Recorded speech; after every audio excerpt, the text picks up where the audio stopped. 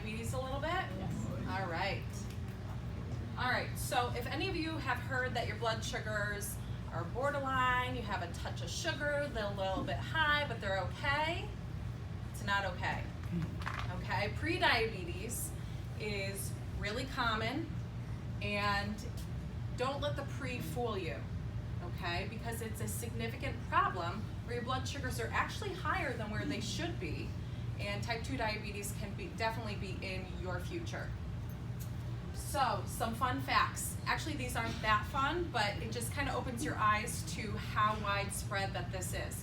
So, 84.1 million adults 18 years old or older do have prediabetes. That's a third of the population. So 1 in 3 people have prediabetes. Isn't that crazy? Mm-hmm. And the even crazier statistic is, I didn't send you the updated one, Kim, is 90% of the people who have prediabetes actually don't know that they have it. 90% of people. I don't know that math.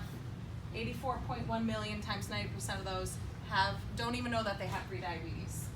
And especially for, I call this my retired age group, is if you're 65 and older, you're more likely to have prediabetes as well. And I really chalk it up to the change in your lifestyle, lack of getting up and going to work and having some kind of routine.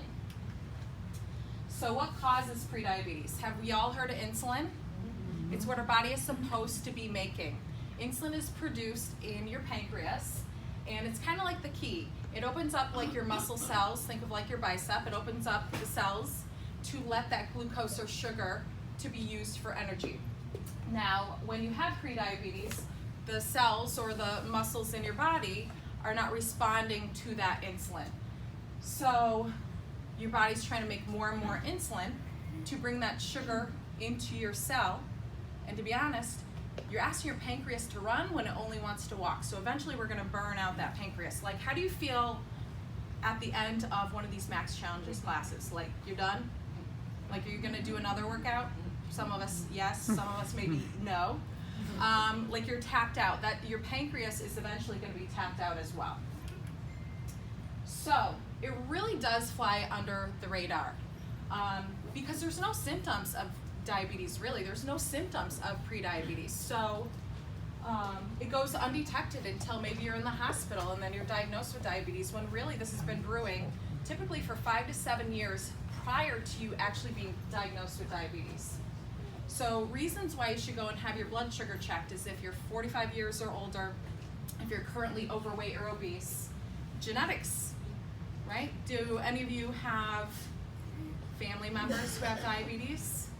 If you do, genetics plays a strong role in developing prediabetes or type 2 diabetes.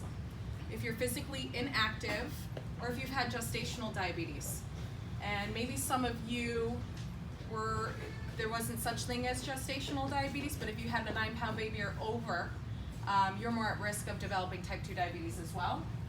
And based on race and ethnicity can certainly play a large factor in elevated blood sugars as well.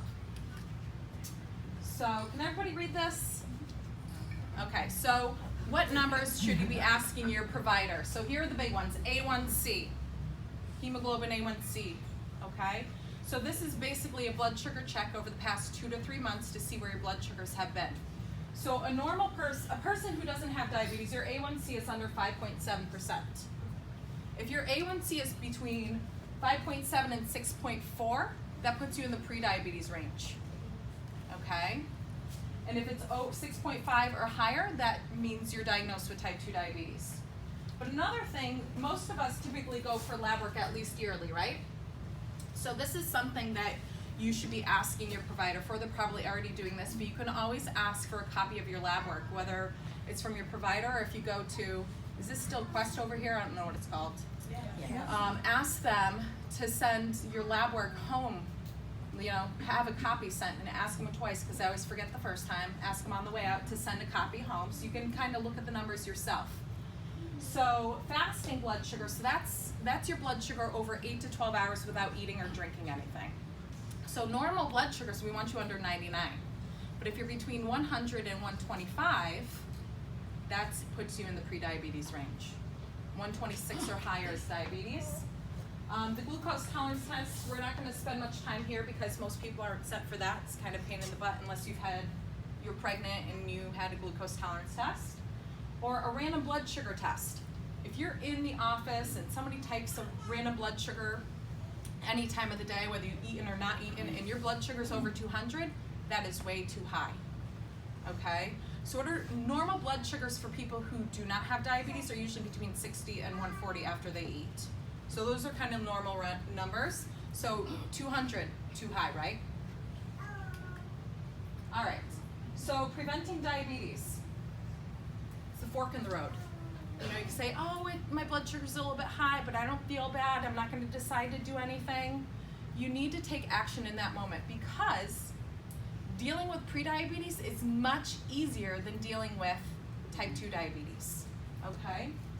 So some of the biggest things that you want to focus on is losing a little bit of weight and increasing your activity level. So modest weight loss is only 5 to 7% of your current body weight. That's not much. A lot of times people are like, oh, I need to lose like 50 or 100 pounds. Well, you gotta start with the first pound, right? So 5 to 7% of a body weight of a 200-pound man or woman is only 10 to 14 pounds. That doesn't seem as overwhelming as 50 or 100 pounds. And regular physical activity, if you're not doing that already, well, hopefully you'll be signing up for the Max Challenge. You'll get right up there real quick. It's 150 minutes of exercise per week. So what that breaks down to is at least 30 minutes a day, 5 days of the week, or 22 minutes per day. So working with a trained coach, healthy eating habits, and managing your stress. So let's move on to healthy eating. Let's talk about losing weight first, actually. All right, so did you know weight loss is actually an outcome? It's not a goal. Okay? Oh, I want to lose weight. Well, what is the saying? It's a goal without a plan is only a wish. You know, like, what are you doing to lose that modest amount of weight loss, which is only 5 to 7%? So the things that you're doing to lose weight are making lifestyle changes food-wise or exercise-wise in order to see that weight loss, right? So, you know, when we lose weight, we just want it off yesterday. You know, if the weight didn't come on overnight, it's certainly not gonna come off overnight as well. So when you're losing weight steady and slowly, or instead of a rapid weight loss, you're more likely to leave it behind you because you truly are making lifestyle changes in order to keep it off. Healthy eating and also incorporating your exercise is going to help keep your weight off. And it takes commitment. You know, it's a journey. You know, it's not a sprint, it's a marathon. So even gaining some small things along the way, even if you sign up here or your past things, is certainly going to help you be more healthful. I did not send you the updated one, sorry, Ken. All right, planning meals. Who here plans their meals? About 50-50. So did you know planning meals, meal planning and meal prepping are different? Okay, so what is meal planning? Anyone?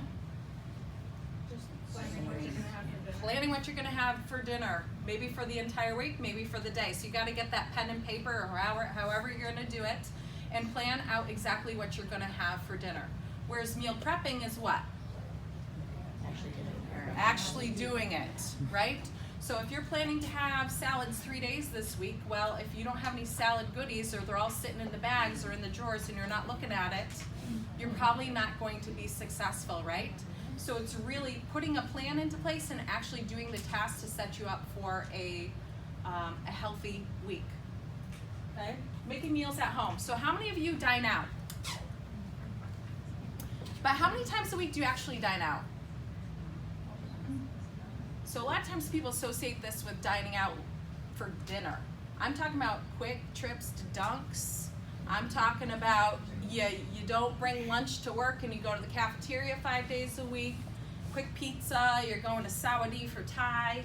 those types of things, okay? A lot of us are dining outside the home very often, where a lot of extra calories are being consumed. And I did have this graphic of a stomach. I'm gonna try to describe it right now, okay? So a stomach of oil, so 400 calories of oil fills up your stomach about this much. 400 calories of protein, like chicken, turkey, fish, etc., fills up your stomach this much. If your stomach is this big, 400 calories in veggies fills up your complete stomach. So losing weight, it's not, people feel full not necessarily in the caloric intake that they're taking in, but it's really the volume, the portion of what you're consuming. And you can certainly consume a lot of veggies without adding extra weight, okay? Not to mention it helps level out your blood sugars and manages your weight, which is gonna help your blood sugars. Making better choices on the go. So snacks. I mean, you might have kids, it's summertime, maybe you have 2 jobs. It's planning to have a healthy snack rather than stopping through the drive-thru, right? So always think about having a veggie and some sort of protein on you for a snack. All right, healthy eating for a healthy weight. We're skipping that. All right, we're moving on to exercise. So how many of you have done the max challenge or wrapping it up? How many of you are planning to do the next round? All right, that's a good show of hands. That's great. Woo! I was gonna say, see, are you set up for the next max challenge? All right, these are fun, quick workouts, right? I mean, the energy is contagious. But to maintain your weight, getting at least a minimum 150 minutes of exercise per week. And like I said before, that could be 30 minutes a day. And you might come home and think, oh, I don't have 30 minutes or I don't have an hour to do something. But think about doing 10 minutes after breakfast, doing 10 minutes after lunch, doing 10 minutes after dinner if you don't have time to do it in one clip, okay?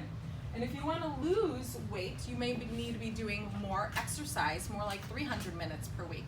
But anybody can out-eat their exercise. Oh, I just did max challenge. I'm gonna go get one of those muffins from Stop and Shop. That's probably not the best choice, and I don't think that's on plan. But I don't know if you can see this over here, but it says walking at 3.5 miles per hour. For a 154-pound person, you only burn 140 calories. Okay, so it's very easy to out-eat your exercise routine. That's like 1 Chobani yogurt. So I think that muffin's probably like 300-400 calories. Okay, like walking 1 hour at 3.5 miles per hour is 280 calories. Still not that much. So that's why we really need to focus on your meal plan and what you're taking in. So let's wrap it up. We got to prevent type 2 diabetes. And maybe that starts with you knowing what your lab work is or going to your provider and asking for some lab work, right? To see where you are on that spectrum. But in order to prevent type 2 diabetes is making some healthy changes and eating more veggies. So everybody show me your fist. Okay, this is about a cup of veggies. How many cups of veggies do you think that you're eating per day? Let me ask the non-max challenge people. Let me ask the people who are not signed up for the max challenge yet. How many fistfuls of veggies do you think you're getting per day? 2? Okay. Maybe some of you don't want to answer. That's okay. You should be consuming at least 5 of these or more every single day. Because you can consume large quantities without packing in any extra calories that's going to make you feel more full. And those are the small goals that you're gonna make in order to see the weight loss and increasing your exercise to prevent type 2 diabetes. And that's it. Do you have any questions?